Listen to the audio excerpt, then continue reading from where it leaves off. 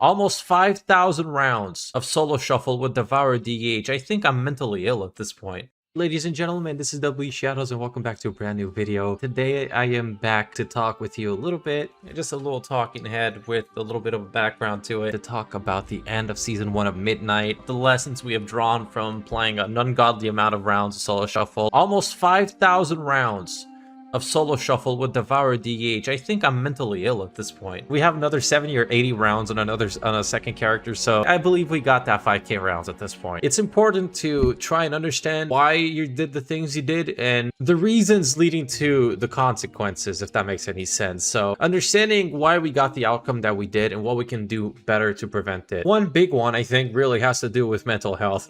The biggest by far has to do actually with mental health and how you go about it. Unfortunately, if you want to push rating and you really want to push to get to the highest of ranks, you need to pump games on it. The problem with that comes from the fact that people are acting like animals on the internet, and you cannot let that get to you. They are talking with an outrageous amount of bravery that they would never have face to face. So always just keep that in mind, that whenever a little puppy is barking at you in solo shuffle, just don't bother with them. Don't give them to mental health. Just completely either ignore them, or if they're like giving some actual, useful criticism, then in that case you can be open-minded if you feel like it. But if you don't, just completely don't bother, block them and move on with your day. Your mental health is a lot more important, and by that I mean your ability to enjoy the game. There were times where I've let people who were shit-talking me for playing Devourer DH and for making mistakes, as people do, a bit too much, and it kind of just ruined the fun for me. So please do not let them do that. Like I said, imagine that there are little puppies on the side of the street, on the sidewalk, barking at you. Little white, little fluffy, little piece of shit, but like so cute that you can't you can't hate it. So just pretend that they're puppies. Don't get angry at them. Just move on with your day and let them bark while you do your thing. That is, I would have to say, the main lesson I learned. Just focus on running your race. There's a solo shuffle? What? Cute for it, but I didn't expect it to go through. So that's the biggest one in my opinion. Just focus on running your race. Don't worry about the others. You just do your thing. The second one, also very important, also related to the same thing. You have to remember when you're playing, you're not actually playing a team game. Or if you're playing, you're not playing a balanced team game. And I don't mean that necessarily in terms of the playable characters or the classes or whatever. Mostly that it's never really a 3v3. Often it can be a 4v2 in both ways. Sometimes it can be the 4v2 in your favor. Sometimes the 4v2 in the enemy's favor. Sometimes it's a 1v5. Sometimes it's a fucking 6v1. That's what I mean. That's how bad. Sometimes your own teammates can be your worst enemies, and you have to remember that going into it, because in the end there's a lot of luck into it. You're hoping that your mage is getting trained by melees that he's going to use ice block.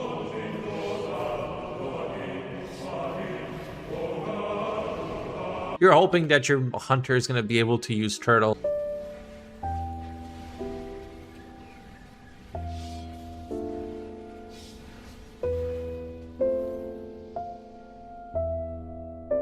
You're hoping all these things because you assume they're not going to make that mistake, so you disassociate yourself completely. You understand the fact that you're basically playing in a game in which you're throwing a dice and you're hoping to get a good roll sometimes. That's just as sad as it is. And that I can tell you for a fact. I've had games where against the same specs where I've completely trained them 6-0. The next lobby against the same exact specs where I've gotten completely pissed on. No matter what rating that is. And this leads me to point 3. There is close to no difference between 2200 and 2800. At least in this season. I would even dare climb it to 2900. I do not believe there's any difference. Maybe, at 2900, statistically speaking, the players would be a little bit better. So there's less downtime. For example, a rogue is going to be able to maintain the entire duration of the stun without you having a little fraction of a second to react in between. Better rogues are going to be able to do that. Better rogues are going to be able to know when to execute you, to know when to drop a smoke bomb. This is where the big difference comes in between those like few hundred ratings, those 900 ratings or so, 700. Otherwise, it really isn't that big of a deal. So in terms of rating, try not to worry about it too much. Just focus on doing your thing. Focus on being as clean, as efficient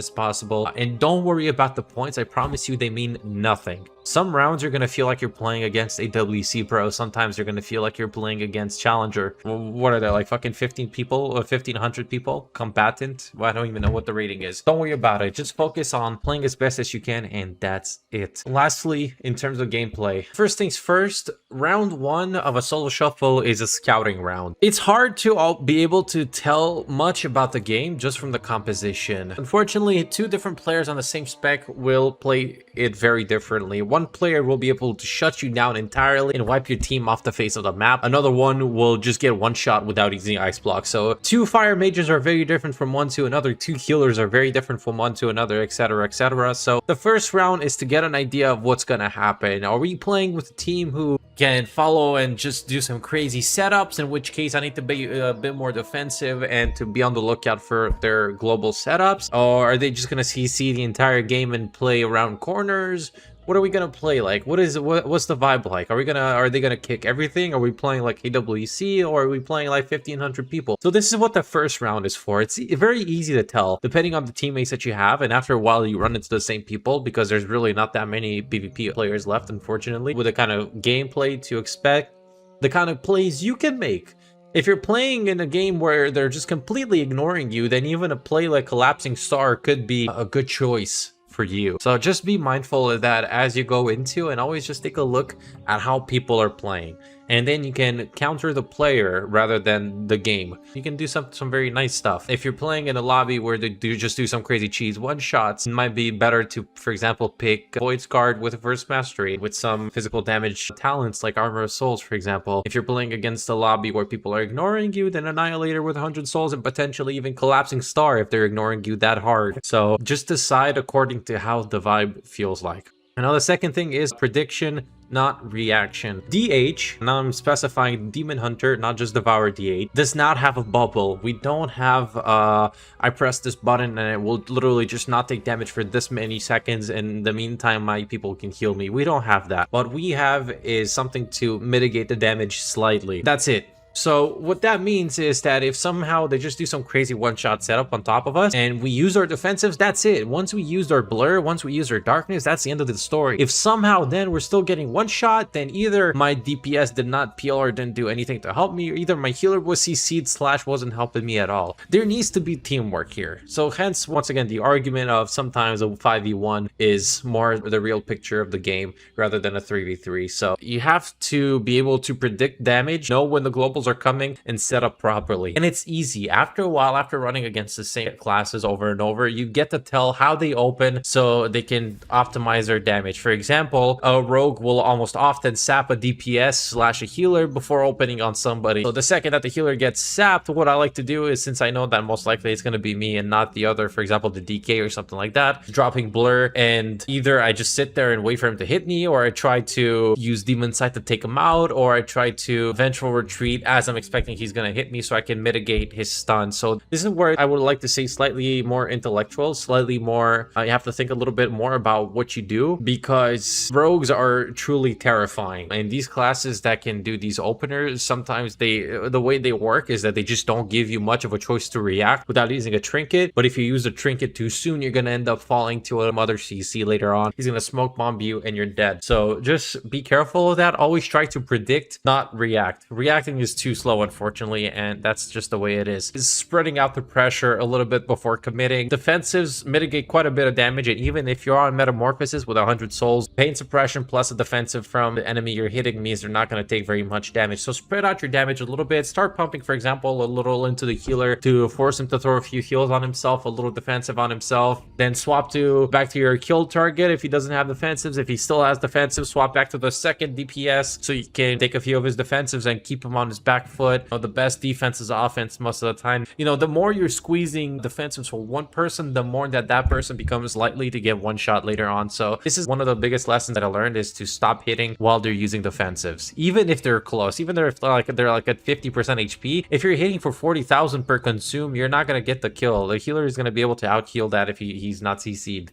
So sometimes it is worth to split targets, to change the targets, and to force out the defensives. I hope that makes sense. Like I said, please let me know if you have a question. Lastly, it took me a bit longer to learn than I was hoping to. I was getting caught off guard too many times by being too aggressive. Sometimes you feel so good blinking all over the place, and it's really fun, and you can secure some kills, but you're also leaving yourself open to random stun one-shots by blinking all the way to Africa, away from your healer, not being in range of their heals, and then just getting CC'd, and your healer can't do anything because you're a complete idiot who thought he could do something cool and got punished for it. So dial back on the fancy stuff and focus more on having an idea of what's happening in the game, having an idea of where you are, where your healer is, and making sure that no matter what you do, if you're taking damage, that you never ever line aside your healer. Make their job as easy as possible. From what I've seen, the main thing is if your healer isn't CC'd and you're not like a super high damp, there is no reason why you should get one shot. You should get 100 to 0'd. If the healer is not CC'd and he's close to you, you need to trust that your healer will do what is necessary. If he's not CC'd, once again, if he is CC'd, you might have to do something else. But other than that, you need to trust your healer. At the same time, in order for your healer to do that, you need to be able to be within his range. You need to make it as easy as possible. You need to have used a defensive before that. You need to have also not line aside to him or made him like rush into a ring of ice or something like that. So just awareness is very important, and this is something that we're going to work on very, very much over the next season. I actually started using PvP add-ons after a long time of saying that I wouldn't, and it's been helping a lot now that I can keep track with what's happening around the game. So these would be my lessons, the biggest ones that I learned. Obviously, in terms of rotation and everything else, that's another story for another day, and a very complex story because I can't recollect every little rotation that I used to do. But in terms of lessons and what we can do moving forward to season 2, I think this is the gist of it. And to conclude our performance of the season, what have we accomplished? We didn't manage to end the season with rank 1. Unfortunately, I really badly wanted to, but it is what it is. The competition was fierce, and I was getting trolled out of this world, as you will see in the clips that I've shown. These kinds of clips have been happening throughout the entire season, and it has been beyond frustrating. So I'm not blaming only that, of course. I also have my own part of blame as well. But whenever things like these happen, it is beyond frustrating, and it has cost me an ungodly amount of points. So let's see how our performance went. Like I said, when I started season 1 of Midnight, I said that no matter what, for at least a second, I would be at the highest of the ladder for Devourer DH. And we did that. We did that. I believe, when was it? On May 23rd, we have achieved rank 1 DH at 2666. Was it? No, sorry, at 2675. On May 23rd, for that day, we were rank 1. And then we fought a little bit with the top DHs. I got nothing else to help at this point, do I? Is it fear? Okay, whatever, I'm happy with that. 21 rating. Ooh.